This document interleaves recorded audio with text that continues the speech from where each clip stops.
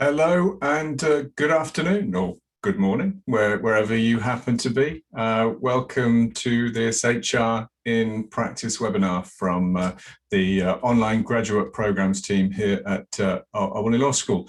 This webinar is about inclusive HR practices and DEI, how to make measurable progress from where you are to where you want to be. Next slide, please. So before we start, though, just a few items of housekeeping. Closed captioning is enabled. If you look down there, you can turn on the live transcript. You can also change the size of the font if you wish.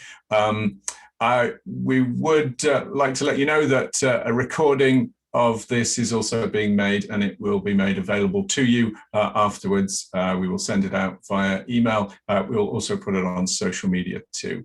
Now, we do encourage you to ask questions, and also down here, you'll see a Q&A section. So if you have any questions for the panelists, please post them up there. And as we progress through and indeed towards the end, both Michele and Beth will be pleased to answer them. You will also see during the webinar that we will be posting a link to a survey so that we can keep offering webinars of this type, the interesting topics and the engaging speakers that we bring. We would love to have your feedback so that we can keep making sure that the webinars that we offer are things that you're interested in. Next slide, please. Now, this webinar is offered in conjunction with the Capital Region HR Association. They are recognized by SHRM to offer PDCs, professional development credits, and also credits for SHRM and the HR Certification Institute as well. Now, certificates for that will be made available. I don't think we've got them ready straight away afterwards, but within a few days we will have them for you. If you do not receive them from us, please send us an email. Graduate programs at albanylaw.edu, and we will be happy to provide them for you. Next slide, please. And just a reminder, if you're interested in finding out more about the Capital Region HR Association, it's a network of professionals. They have an annual conference that was a few weeks ago. They also have a weekly newsletter talking about best practice and other interesting things about the HR industry. It is worth reaching out to them if you're in the Capital Region, of course. info@crhra.org. That's info@crhra.org. Next slide, please. Now, at Albany Law School, as an online graduate program, we do have a graduate program in HR. It's called Human Resources, Law, Leadership and Policy. We launched it just recently in spring 2021, and it's offered both as a certificate, a master's, and an LLM. You can complete it, particularly the latter, in as little as 12 months. Most importantly, it is industry focused, and it is SHRM aligned, Society of Human Resources Management. It's a flexible program meant to meet your career needs. It is 100% online and asynchronous. So it is both designed, the course content, the material, designed and taught by HR industry professionals. Now, if you want to learn more about that, please call us on 518-443-5260. My colleague Michele will be posting that information periodically. And also, you can give us an email on graduateadmissions@albanylaw.edu. That's graduateadmissions@albanylaw.edu. Next slide, please. Now, remember, there is no application fee. So if you are interested in applying for one of our programs, and we would encourage you as we move towards the fall term, the application deadline is the 16th. Again, give us a call on 518-443-5260 or email us on graduateadmissions@albanylaw.edu, and we will give you a voucher so that you can waive the application fee. Next slide, please. We do have some upcoming events. Our next event in terms of the HR in Practice series will be a very interesting one. This will be Wednesday, July the 14th. Again, same time, 1 o'clock to 2 o'clock Eastern. Disney and HR, operationalizing human resource strategy to maximize business results. We will have a couple of experts. One of them has had many years of experience working in terms of customer relations and HR in Disney. So if you want to understand how Disney approaches the whole aspect of HR, that one will not be one to miss. Next slide, please.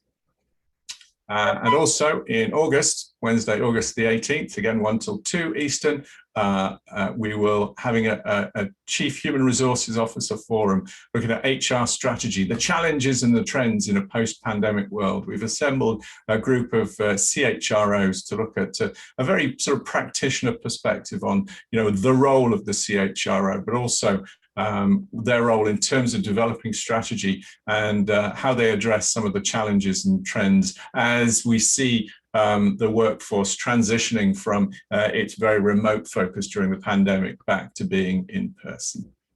Next slide, please.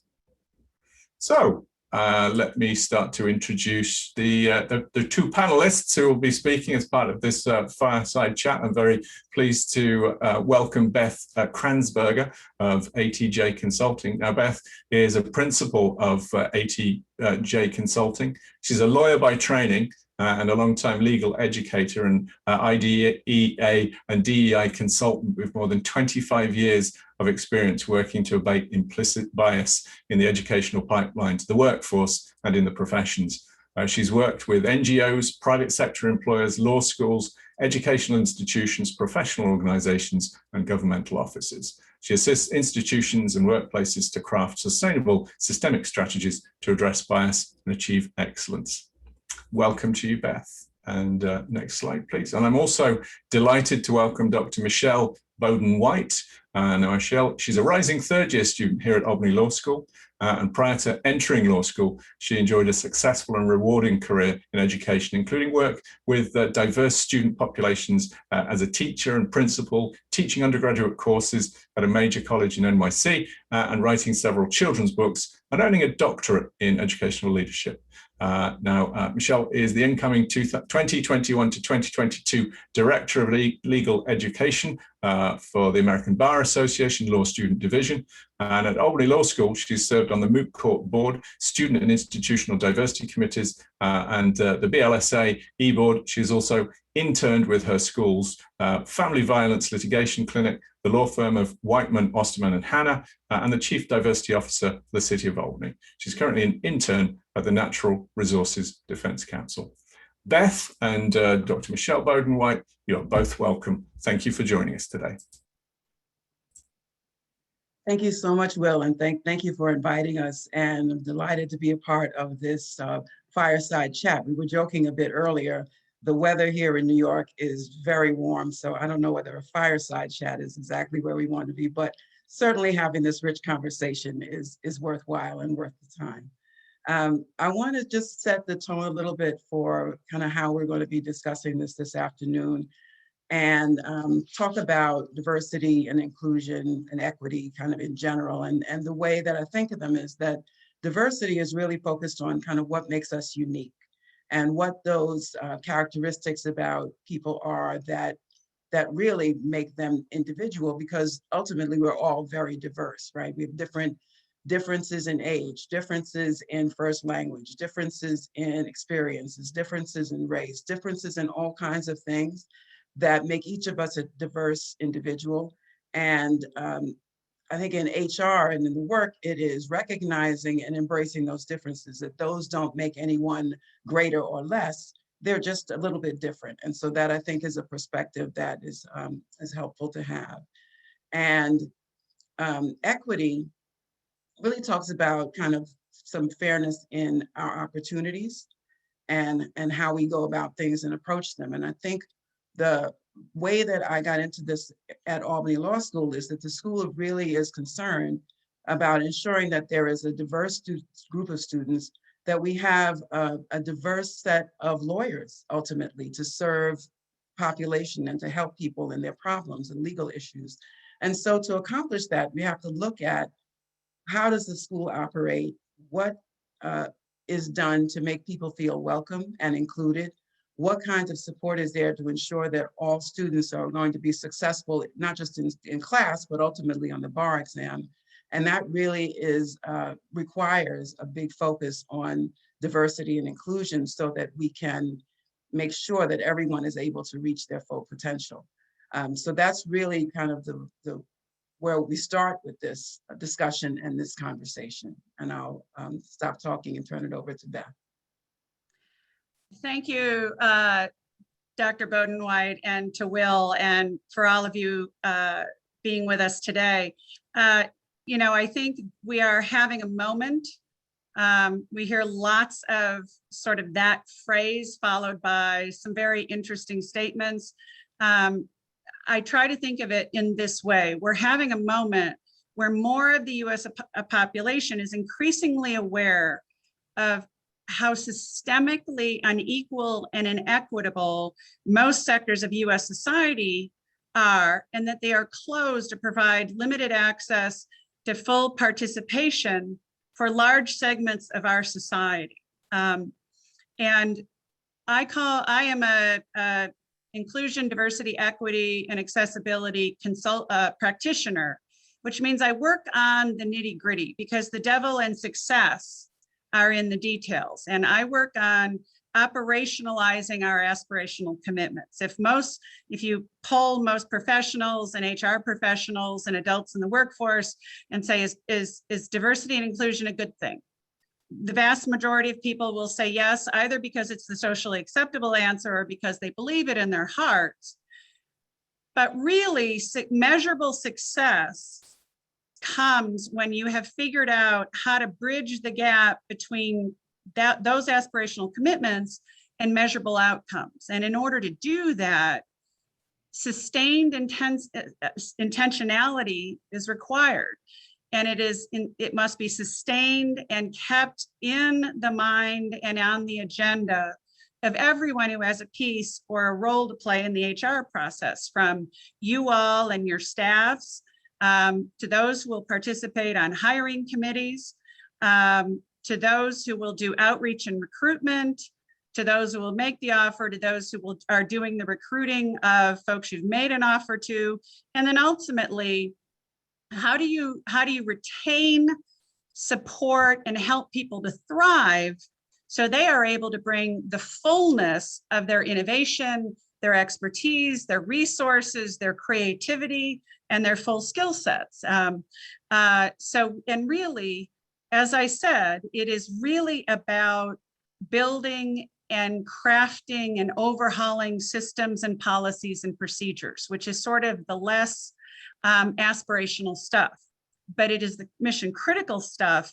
in order to really achieve a more inclusive, excellent, thriving workforce that ultimately allows you to meet your goals, whether that's in the private sector, the governmental sector, in the NGO sector, education, et cetera. So, you know, sort of that's the mindset that I come to it with as I bring my toolbox to begin to revise, fix, overhaul, and help entities go from their mission and vision for their workplaces to how and where they are to where they want to be, and how to stay and continue to build on successes and measurable progress.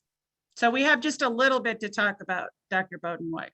I think we do. And I want to pick up on a phrase that you use of sustained intentionality. But before I talk a little bit about that, we actually have some polls questions that we want to ask you as the participants, so we have a better sense of the people that we're talking to, right? Because we don't want to make any presumptions about the group. So I hope you'll take just a couple of seconds and answer those poll questions for us.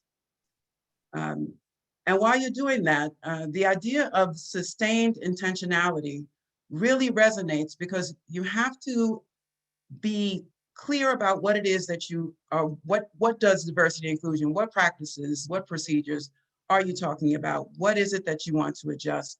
and then really sustaining that effort. So something may not work the way you think it will the first time. That doesn't mean that you should just say, oh, forget it, never mind, this is too hard, we're not going to do it.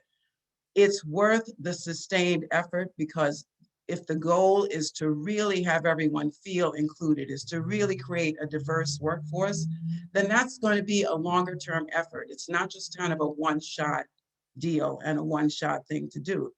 That said, the actions that can be taken don't have to be large to have a big impact.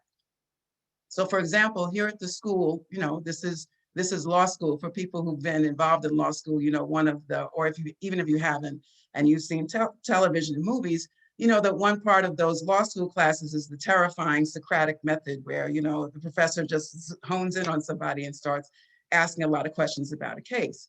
And while that may be uncomfortable, it's also important because it helps the person who's being asked to think through the case that's being studied and the legal principles that are being studied.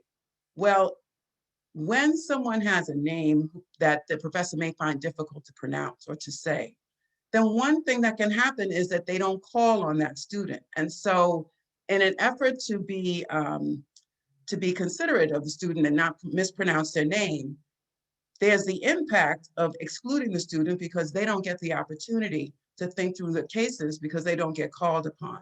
So a simple step to take is, and this is something that the school is undertaking, is to, on the rosters that the professors receive, write out the phonetic spelling of everyone's name. And a further step is to ask students to just record their names so that a professor can hit the button and hear the student pronounce the name themselves. And it's a small thing and it may seem a little bit silly, but what it does is make an effort towards inclusion, because now everyone can be a part of the class. Everyone can be, you know, a participant, a full participant, and have their viewpoints heard and have their opinions shared. And it makes a difference in terms of learning. So that sustained intentionality to be inclusive comes out in large efforts, but also in small moments and small movements that can really make a difference for people. And I think, how are we doing on the poll? Okay. Thank you for your participation. It looks like about 43% of you are HR professionals in a small to mid-sized organization. Thank you for self-identifying what you feel like your level of expertise is. Are we able to share, are the participants seeing these results as well? Yes. Hopefully you are. And I really appreciate folks being candid about where they are, because this allows us to speak and pinpoint target our remarks in more effective ways once we know where people are. Does your organization? Okay, super helpful. And about 20% of you have a chief diversity officer. So I think, Michele, this is what an extraordinary group that you were so quick and so candid to share exactly where you are. Absolutely. I want to pick up on Michele's comments. As we are thinking about these issues, we are thinking both about what our theoretical and aspirational commitments are, as I've said, but also sort of beginning to develop an understanding that we have multiple systems within the US, within every sector of society, and certainly within the workplace, that operate to either exclude folks who are women, people of color, LGBTQ folks, those with visible and invisible physical or emotional disabilities, and systems that operate to minimize participation. And I want to sort of ground our conversation sort of in that as the why for why we're doing this. And I want to suggest to you that a great way to start your sort of concrete practitioner work, your journeyman work, is to do a situational analysis of where you are. It helps to provide context and target really where you are, how far you have to go, what are the strengths, what are the weaknesses, and what are the opportunities for advancement. And I think, Dr. Bodden-White, as I have experienced, if we can do that situational analysis within the geographic region that you're in, within your city or your county or your metro area, and then similarly do it within your workplace. Looking at sort of counts. How gender balanced are we? How are we doing in terms of participation of people of color? And that should be disaggregated by racial and ethnic group. And by disaggregated, I mean, it does not help you necessarily to lump all categories of people of color together, because there are different histories of disadvantage and oppression, and how we untangle those and create pathways into the workplace are often specific to those histories. And then also in terms of your LGBTQ representation, and also folks who will self-identify to you as having either visible or invisible disabilities or challenges. And I think as you are doing that situational analysis, you're thinking about, how do we gather this data?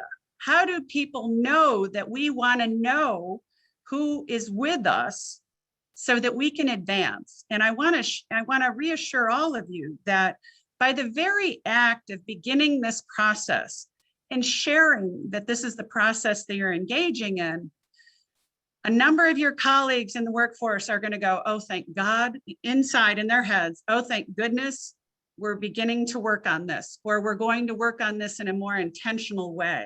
So I want to reassure you that there will be a portion of your colleagues that are cheering you on. But again, the initial step is doing that situational analysis and getting your baseline in your data. And then as you're looking at your data, the data is going to tell you a story. You're looking for patterns. You're looking for gaps. You're looking for demography gaps between your local, the demography of your local population or your workforce or whatever is your comparator group, and what is found within your workforce. You're looking also for what your strengths are. Where are the real bright lights and the real strengths that you can see in terms of where you've been successful, in terms of diversity, inclusion, and equity? And once you can only fix and advance what you know is there. So you are literally walking in and saying, that's not great, need to be better. But an opportunity to identify that's not great, we need to be better, is the first step to moving forward. Michele, any thoughts from you about sort of doing that analysis and that really being honest with ourselves about where we are as a workforce or as a company? I think that's critical, Beth, because if we don't know where we're starting, then how do we know, to the point of this, that we've moved any? How do we know that there's any success or movement, or even where we need to work? So that baseline information is critical, and being able to discern that really is an enormous thing. And I just would like to add that the process of it then has to be one where people are comfortable as you can make them in disclosing this information. People may have had bad experiences. They may not feel necessarily that they want to share certain things, or they may be concerned about possible repercussions, or they may have other kinds of questions about why this information is important. And I think in the framing of the process, it's important to make it clear for everyone why this is being undertaken, what the goal is, which is really to help with increasing senses of inclusion and really supporting diversity. So as people see this as a benefit and people see this as a positive movement for the company, then you get better responses, more accurate information to be able to know where you're starting and where, to Beth's point, one of the points she made, where are your pockets of success? Where do people really feel good and feel comfortable? And these are people who, you are going to be with the company or the organization. They've been there for a bit of time, or they intend to stay because they feel good and they feel included and they feel positive about their work. You want to know where things are going well so that you can build on what kinds of practices are happening already. And it doesn't become something new and an add-on, but an enhancement of what's already happening in your organization. And I think Michele touched on a really important point, which is your why. I think you have to be clear why you're doing this. And I think the great thing about being in 2021 is that we have this extraordinary weight of empirical research that talks about the economic benefits of successful diversity and inclusion in the workplace, the economic benefit to your customers, your client group, your shareholders, the advantage in terms of creativity, innovation, and performance. Really, we use the word excellence of teams when different perspectives, different skill sets, expertises are coming to the fore to work on a problem. There's so much to say, but I think a good analogy is if you were seeking to build a house, would it be most effective to use 8 hammers?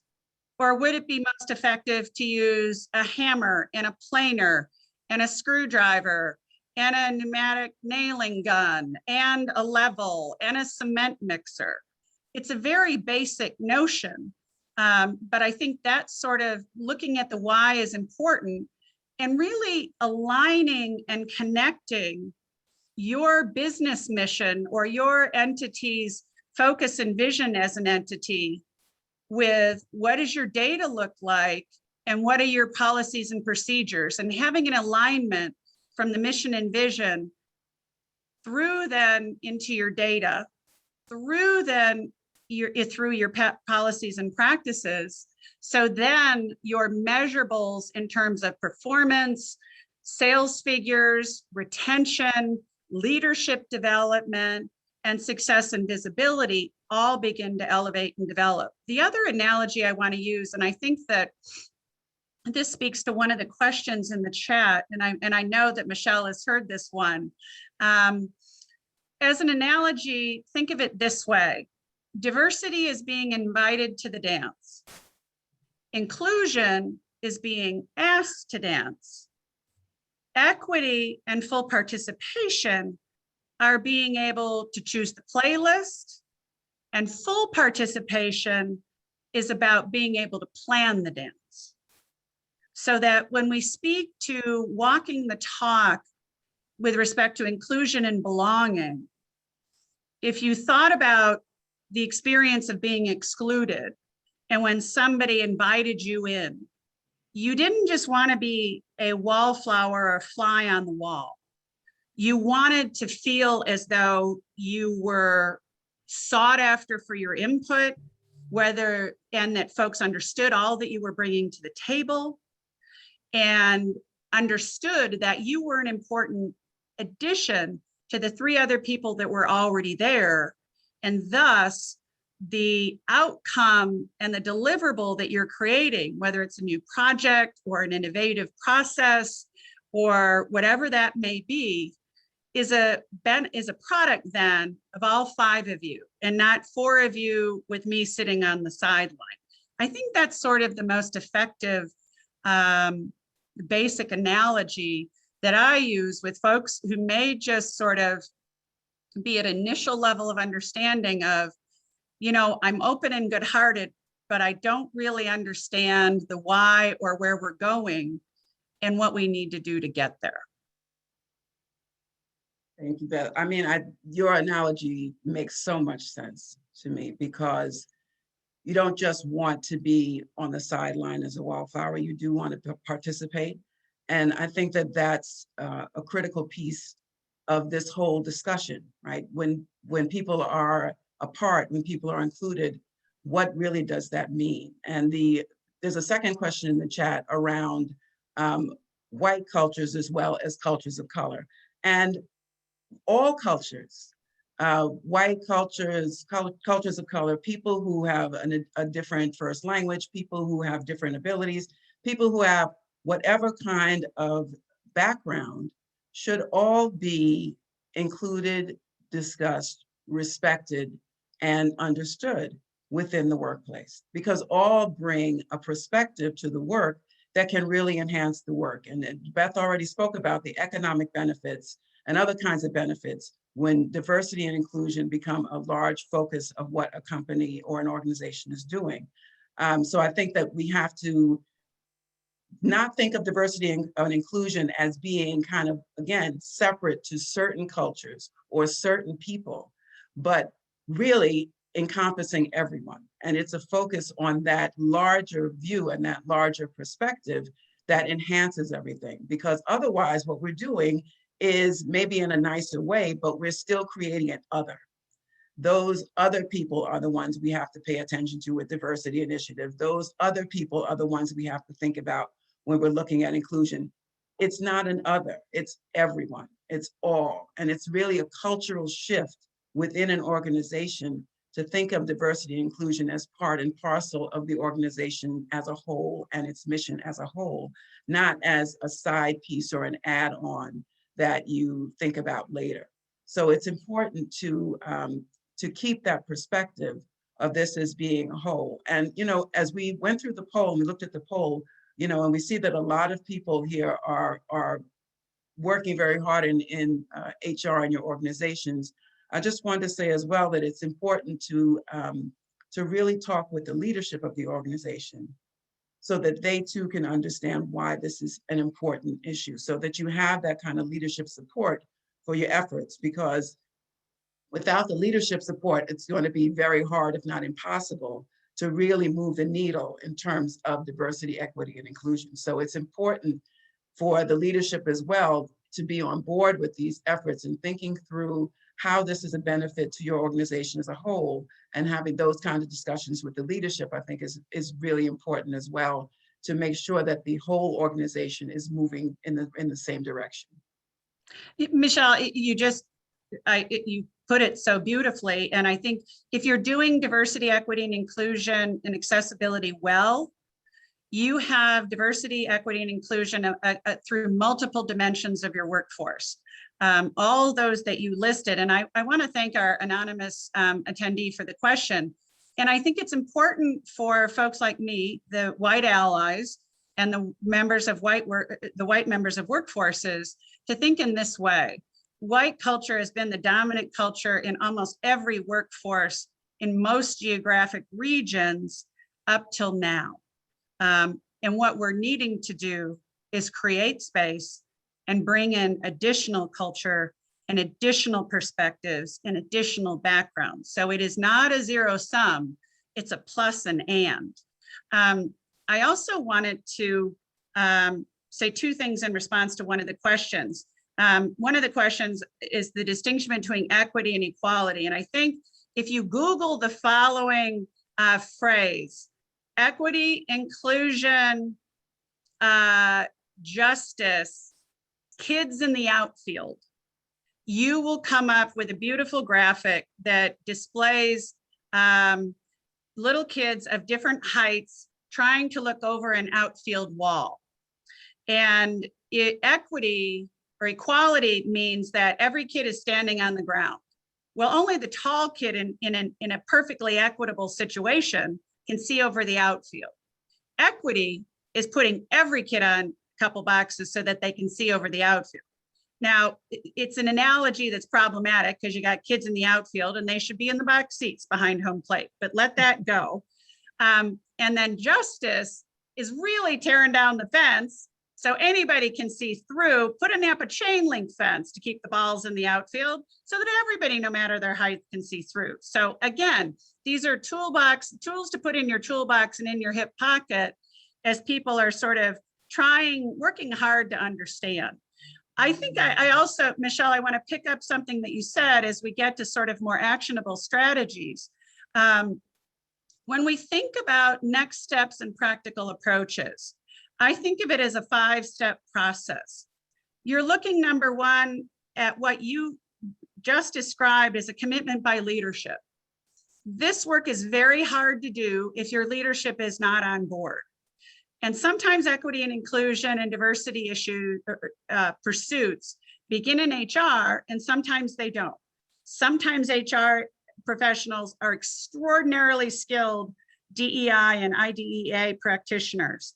Others are emerging in their skill set. And I use the phrase skill set because if you have not grown up, lived in, gone to school in, worked in, or had a multi or biracial family, you have a skill deficit.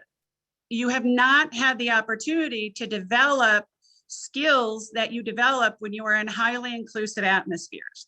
And that means that we're having to do professional development and skills training like we would for any other skill set. So getting back to the 5 steps, when you have a commitment to leadership, it is a commitment to sustainability and focus that is easy to lose.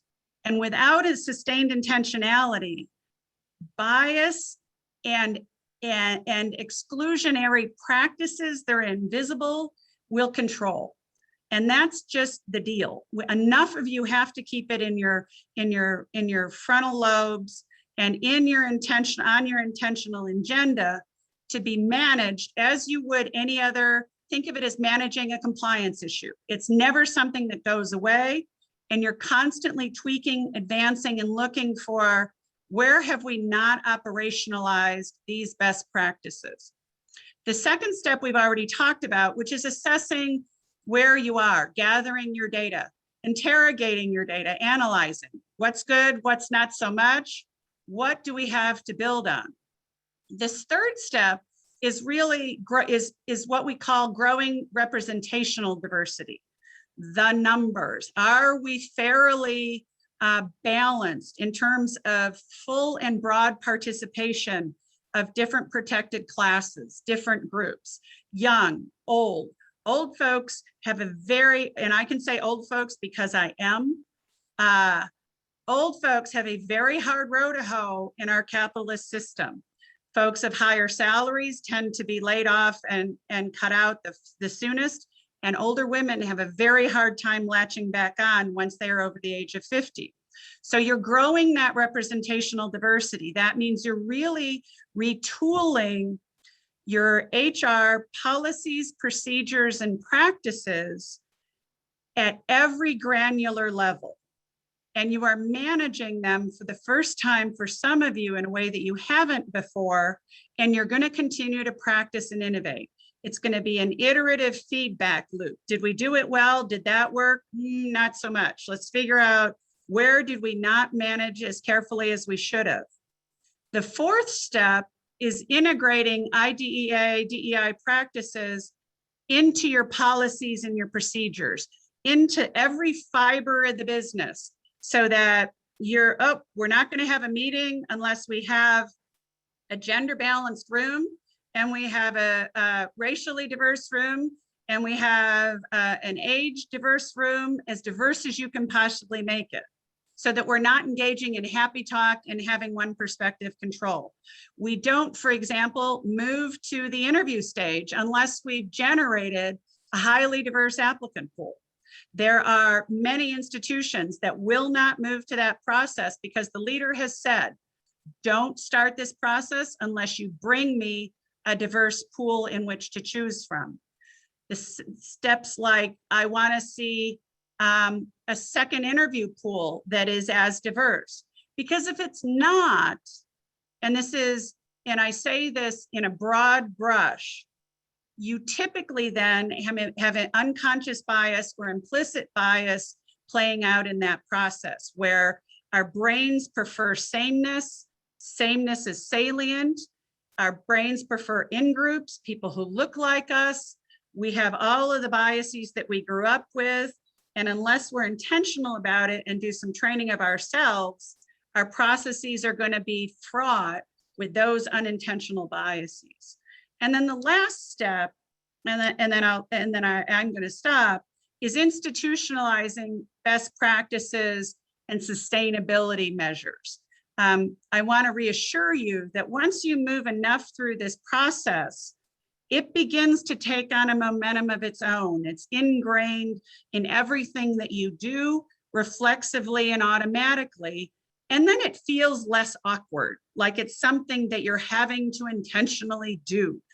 And it's not natural and it's not regular. So I think if you think in terms of that 5-step arc within HR, that will serve you extraordinarily well as you're beginning to think about a strategic plan in your own workforce for advancing into success in this way. Michele, I know you have a great deal of experience in many different practices settings, including labor. What did I miss, or what did I not put enough nuance on? I don't think you missed anything, Beth. As you were speaking, I was thinking of examples of some of these steps in actual practice. And so I want to talk a little bit about the bias piece that you mentioned and exclusionary practices. The difficulty with bias most of the time is that we don't recognize our own biases. You know, everyone has them, but we don't always recognize them because we think of however we see things as this is how it is. And so we don't realize that we're biased and how we may be biased and how we're doing something. So the example that always comes to my mind is orchestras. And orchestras had this overwhelming, you know, kind of white male makeup. And the people who selected musicians for orchestras did not, they if you ask them, they would say, well, those are the best musicians. And so a simple change was made where applicants would audition behind a curtain, so you couldn't see the person. And now you're just listening, because really you want to hear how they play. This is an orchestra. It's not how they look, it's how they sound. And suddenly there was a much more diverse group of people who became members of orchestras, more women, more people of color, because they were able to play. They were always able to play.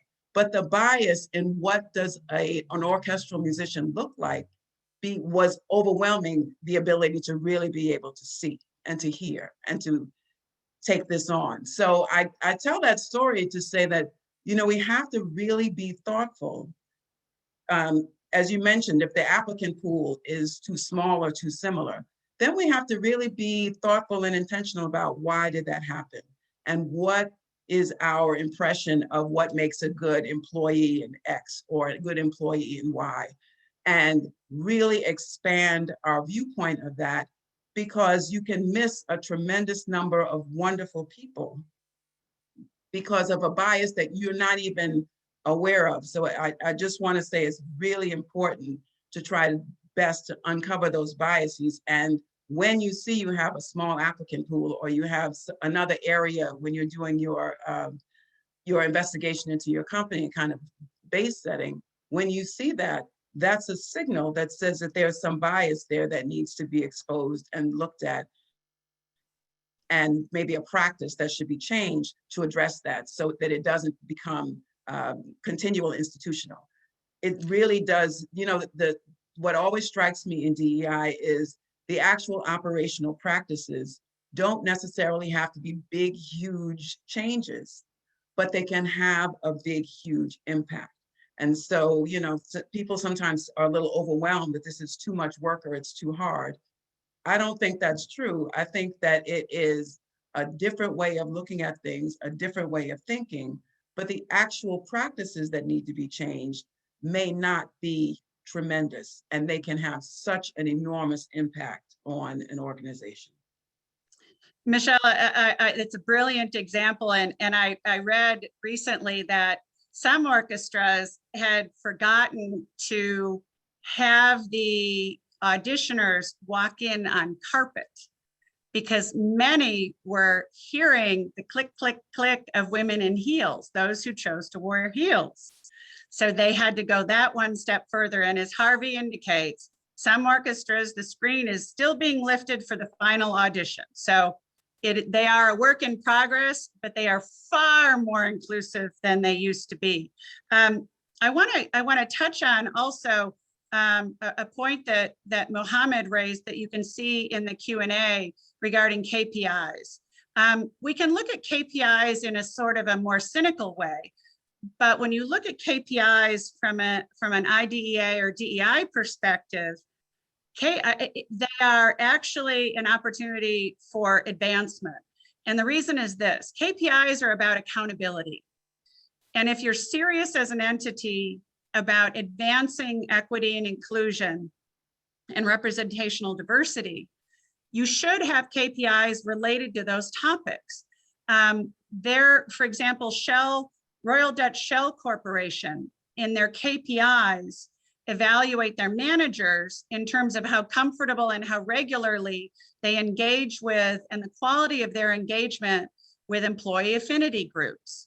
They measure how effectively have they been inclusive of their group, how high performing and equitably performing are their inclusive groups. So I think it's important that notion of accountability. Who has a vested interest in this and who's going to hold us all honest also circles back to an important point that Michele first made, which is about leadership and how committed the leadership is. I think when you have the KPIs, they begin to trigger accountability, and then you have to add in those sort of more nuanced set of practices that lead to intentionality with respect to climate, culture, and belonging. And those begin also to load for addressing the more informal, hidden systems within workplaces. Is much of the important work conducted over cocktails at a local tap room? Is it done on the golf course? Is it done while in California, a lot of the heavy transactional business is conducted on tens of thousands of dollars on road bikes. And those practices have historically excluded women and people of color. And it is when those more informal systems control and have businesses transacted in that way that exclusion occurs. And the research has told us, some people have said, well, we should just invite everybody sailing or biking or go out for cocktails or golfing. And what the research tells us is that out groups don't necessarily want to partake in those existing in-group rituals, that those are not necessarily welcoming and or places where folks feel fruitful in an employment workplace kind of way. So that, that's what loads for climate, culture, and belonging: access to the distribution of high quality work, access to having the shoulder tap, which is what happens when leadership and future leaders are identified. Somebody comes up and says, I think you got a future here, or you've been really dynamic. That sort of leadership development needs to be as part and parcel part of that sustainable planning, as does every other recruitment, outreach, onboarding, hiring process, because that loads for retention and leadership development. If you haven't, and Michele knows this extraordinarily well, if you haven't gotten your climate, culture, belonging, and retention practices in order, HR is just going to be filling a leaking bucket. Michele, I know you have a lot to say about retention practices. Thoughts? Yeah, absolutely. I mean, retention is critical, because without that, as you said, you're just going to be cycling through, and it's not helpful. And I think there have to be multiple ways for people to be able to demonstrate leadership qualities, for them to be able to be recognized. As you were speaking, Beth, I was thinking, during orientation to law school, there was a whole discussion about, the golf course and going with partners and meeting. And I'm thinking to myself, I've never played golf in my life. I don't think I've ever watched a full game of golf. I It's hard for me to think of anything I'm less interested in than golf. And is this really what I have to do to advance in my career and as a lawyer? So to your point, it's not necessarily not being exposed to certain things. It also is not necessarily thinking that this is what is important for someone who's in an out group, for example. So there have to be more than one way to demonstrate things, and creating space and creating ways for people to be able to express themselves in meetings and discussions. It's been very interesting. I'm doing an internship right now that is on Zoom. And a big part of the company culture is, how do we do those kinds of events on screen as opposed to in person, where they might have had a picnic or they might have had, whatever other kind of event where everyone gets together. Now everything is on screen, and in a way that's a little bit better because we're all under the same constraints. So it's the in-group, out-group, and the pat on the shoulder thing, and all of those things can't really happen the same way. And it may ultimately be more equitable. I don't think that it's a nicer way to work, but that's just my opinion. But it certainly may be more equitable for people in out groups to be able to make those kinds of connections because they have the same access as would anyone else. So, something to think about and consider. So I think it really is, again, about that sustained intentionality and really thinking about how do we operationalize what it is that we want to achieve and want to accomplish. And we want to achieve and accomplish leadership development. We want to recognize what different people of diverse backgrounds bring to the organization. We want to have retention and strong retention. That's what we want to accomplish. Then we need to think through maybe differently what the culture is and what our cultural touchstones within our organization are that can be more inclusive of everyone. So I think we really have to think with that. And Michele, as of course you triggered a couple reminders. I think stay interviews are marvelous practices where you've identified somebody with promise who's really engaged in real ways, and that the stay interview to say, I notice you're really doing a terrific job. I think you have real leadership potential. We'd like to really cultivate and continue to engage with you. I think are really effective for folks from historically protected groups. I also think when you look at when you put together your interview questions and processes, and you touched on performance reviews, all of it harkens back to what do you value and how do you quantify and describe success? And I think this is where, as HR professionals, guiding your hiring committee to think about in a more broad way and in a less narrow way. Historically, bona fides and qualifications have hinged too often to qualifications that were closed and or had hindered access. Access to elite colleges and universities, access to professional organizations, GPAs, things like that. I think when you craft sort of qualifications and position descriptions, that's really the first opportunity to signal to a highly diverse applicant pool that you are really looking to create an inclusive atmosphere because you know the economic benefits of inclusion. And then you begin to think about, is it language skills? Is it experience in broader customer bases than you've historically been able to serve?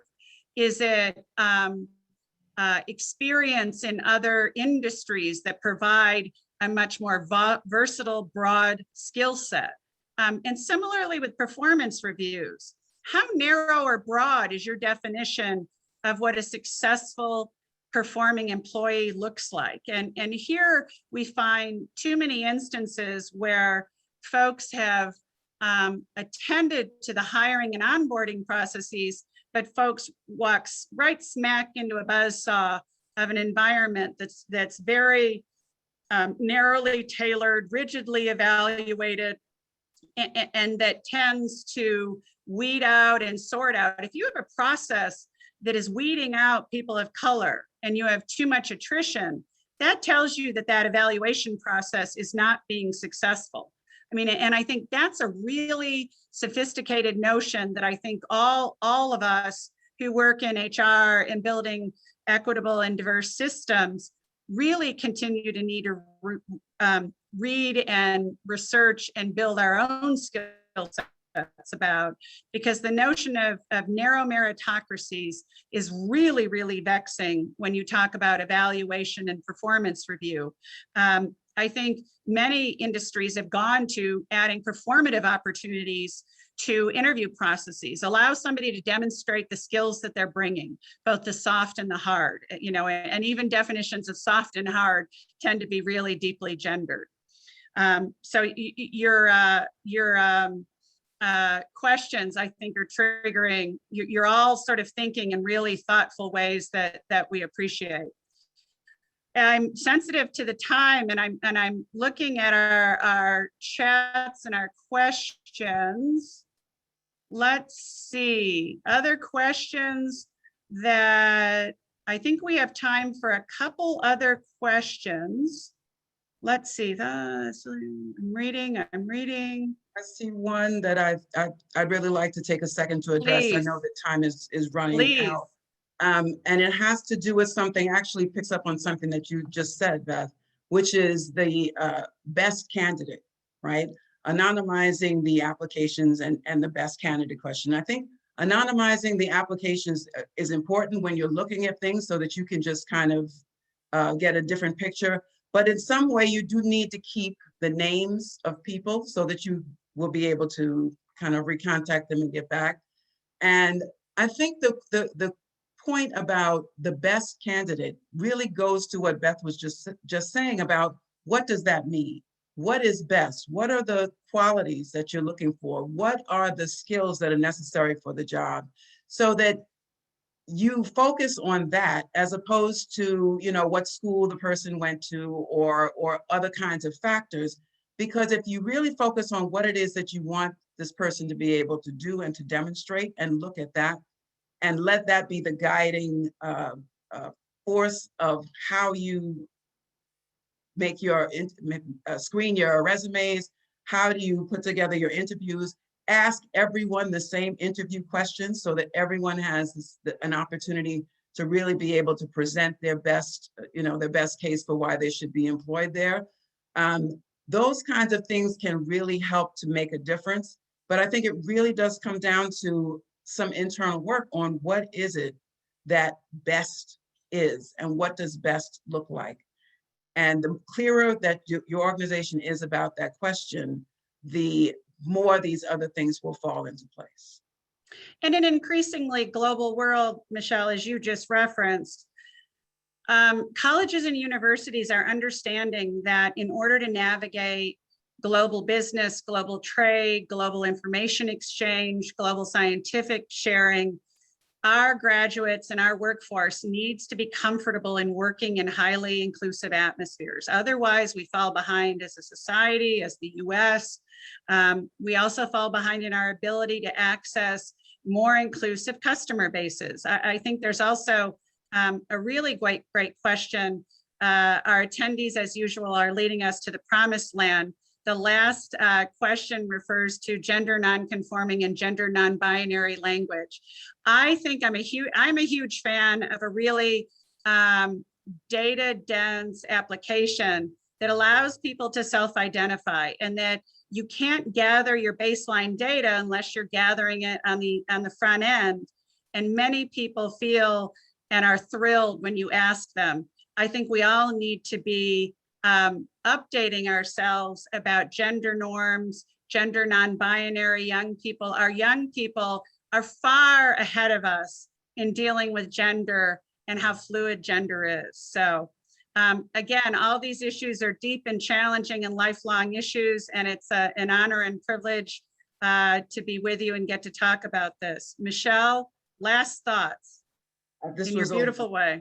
Oh, this was a wonderful experience. I hope that you took something from this conversation. It certainly was for me a very rich discussion and conversation. And I want to thank the participants for great questions. And Beth, it was a delight to be able to get your perspective and talk about these issues. And I will say this for Albany Law School, I will be starting in the LLM program next year. So I'm very excited about that. I think the focus on diversity and the focus on inclusion and equity, I hope I'll be able to bring that to my law career, but I'm delighted to be a part of that here at the school. So thank you so much, everyone, for participating.